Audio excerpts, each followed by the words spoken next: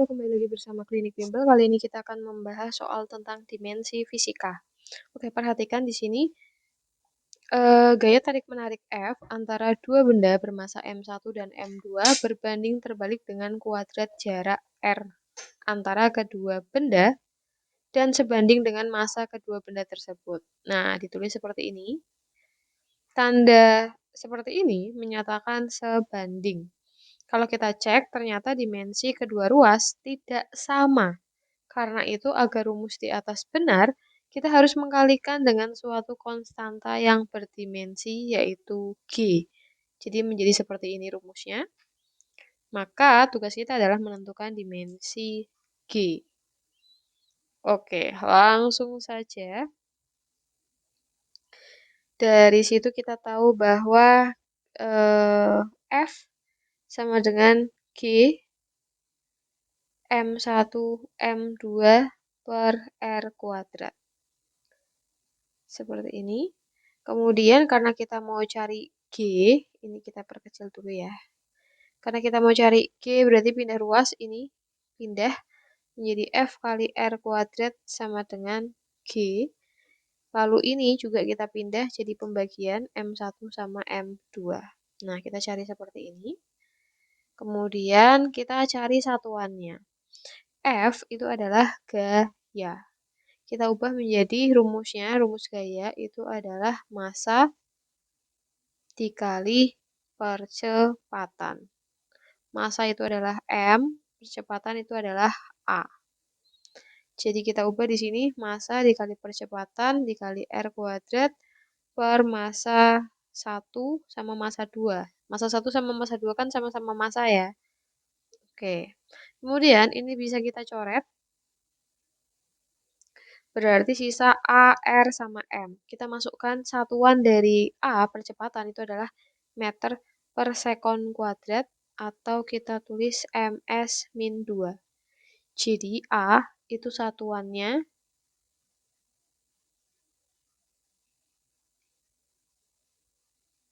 meter per sekon kuadrat, atau bisa kita tulis ms min 2.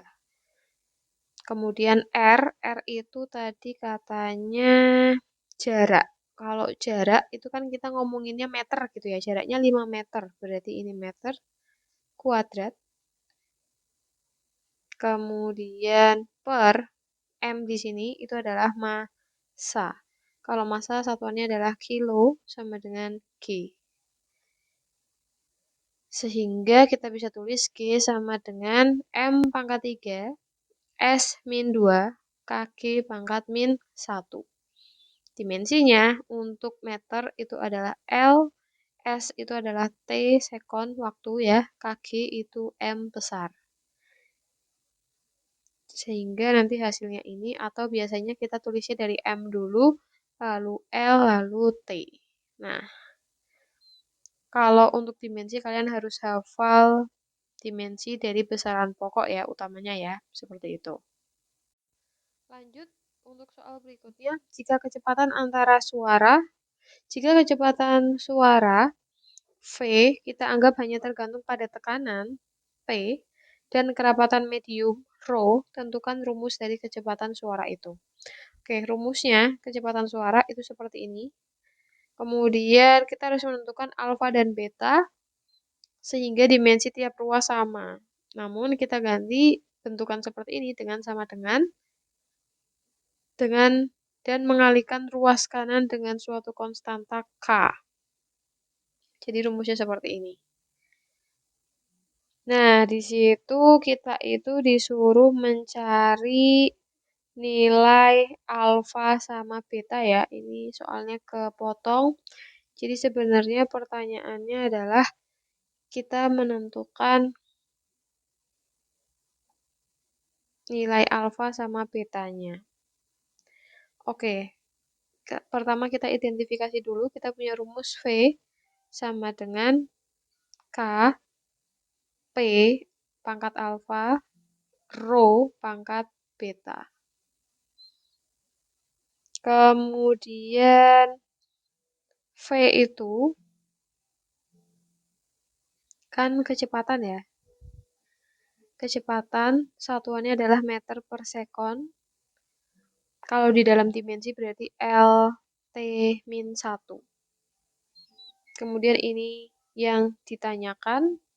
Kemudian di situ ada P. P itu artinya tekanan.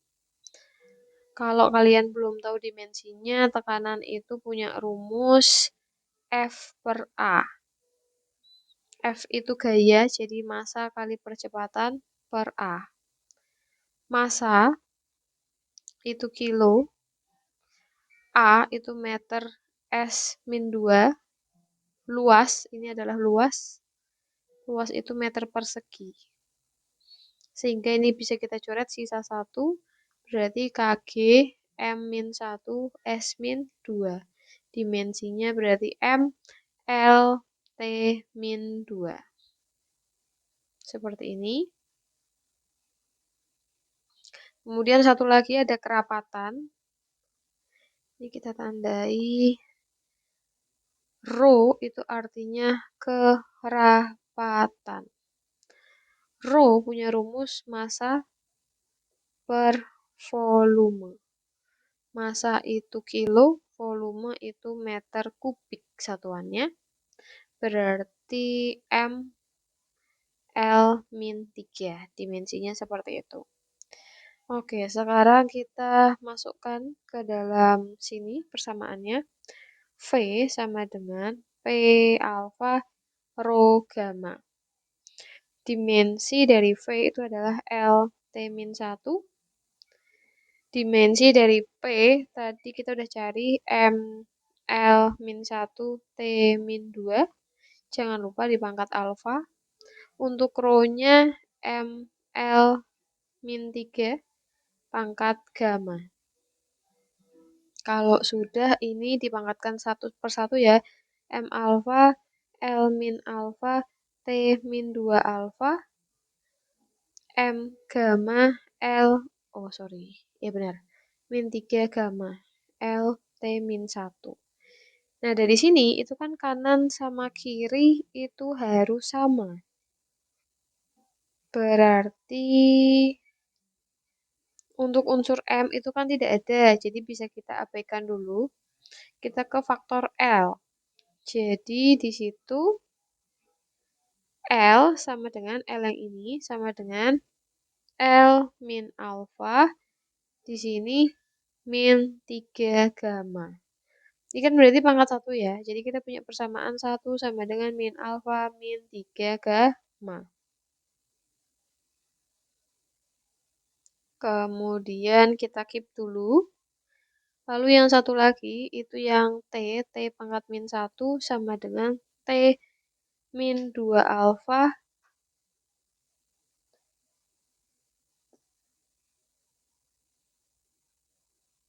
Berarti min 1 sama dengan min 2 alfa. Coret-coret. Alfa sama dengan 1 per 2. Kalau sudah kita masukkan ke sini. 1 min alfanya kan setengah. Min 3 gamma. Pindah ruas. Berarti 3 gammanya jadi positif. Min setengah. Min 1. 3 gamma sama dengan min setengah. Min 2 per 2. Berarti min 3 per 2. 3 gamma. Benar ya? Berarti gamma sama dengan min 3 per 2 per 3 per 1. Atau gamma sama dengan min 3 per 2 kali 1 per 3. Coret-coret. Gammanya adalah min setengah. Jadi alfanya setengah dan gammanya adalah min setengah. Jadi kita udah tahu jawabannya karena soal di sini yang ditanyakan adalah alfa dan gammanya. Lanjut lagi. Kita disuruh mencari dimensi konstanta yang menghubungkan panjang gelombang dengan suhu mutlak. Ini bentuknya. Dimensi konstanta ya. Oke. Jadi untuk nomor berikutnya ini sebenarnya kepotong soalnya. Jadi bentuknya tuh gini.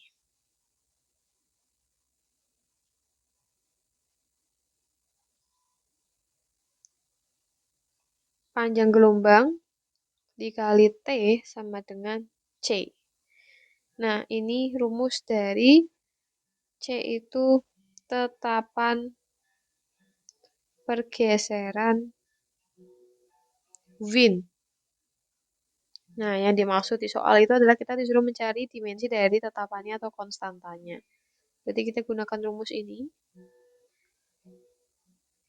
Kemudian